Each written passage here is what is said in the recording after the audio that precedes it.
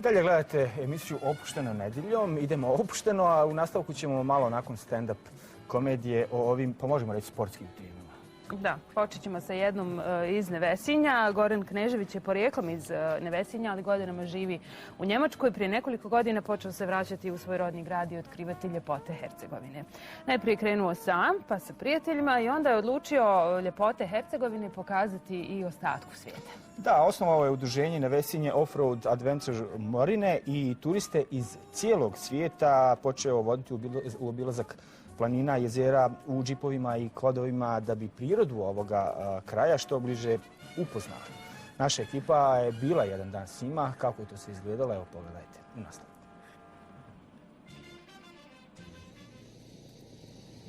Naša ekipa u zoru je krenula u ovu, kako je zovu, nevesinsku avanturu.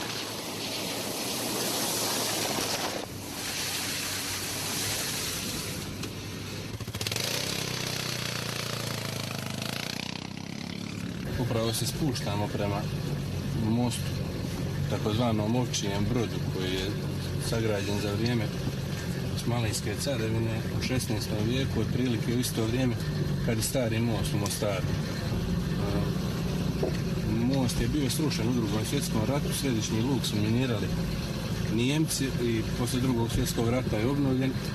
Međutim, sada ima na tome središnjem luku ima nekih oštećenja i obrušavanja. Nakon obilaska Ovčijeg broda i Nevesinskog polja kroz divne predjele krenuli smo na Morine, a onda smo ostavili vozila i dio puta do vrha Jakomira prešli smo pješačeći, a zatim obišli spomenik Pere Tunguza.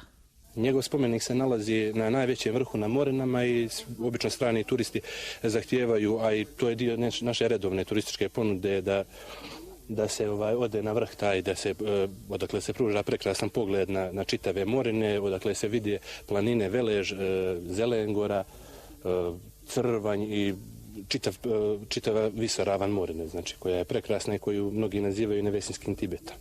A onda smo se na krovu džipa kao na pravom safariju spustili u podnožje i probali domaću hranu koja je dio ove turističke ponude.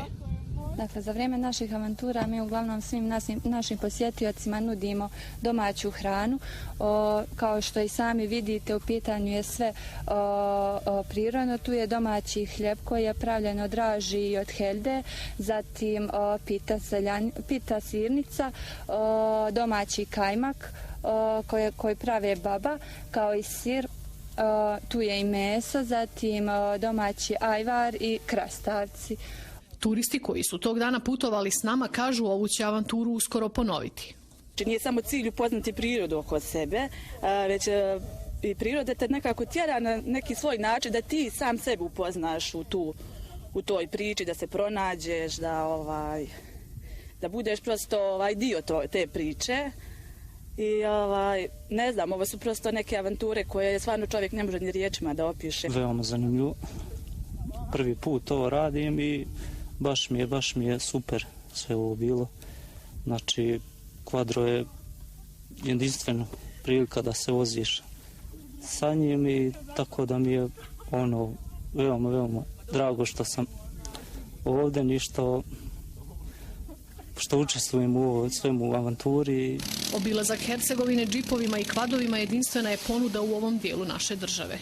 Ima dvodnevno putovanje, ide se preko Morina, obilazi se Crvanjsko jezero, onda dalje idemo preko Uloga, prelazimo Neretvu, ima jedan preko mosta, isto tako idemo kroz rijeku Neretvu, idemo onda šumom preko Zelengore i dolazimo na Orlovačko jezero. Gore je to dosta naroda isto ni za to Orlovačko ne zna, a mimo toga Orlovačkog obilazi se još i Jugovo jezero, gdje se i kampuje i noći, onda dalje idemo nazad preko Čemerna i na Neretvu se spuštamo Ulog i vraćamo u gradu Nevesinje. Zbog nedostatka vremena naša ekipa izabrala je jednodnevnu avanturu, a svi ljubitelji prirode i adrenalina u avanturama, ukoliko imaju vremena, mogu uživati i po nekoliko dana, voziti se, jesti domaću hranu i spavati pod vedrim nebom.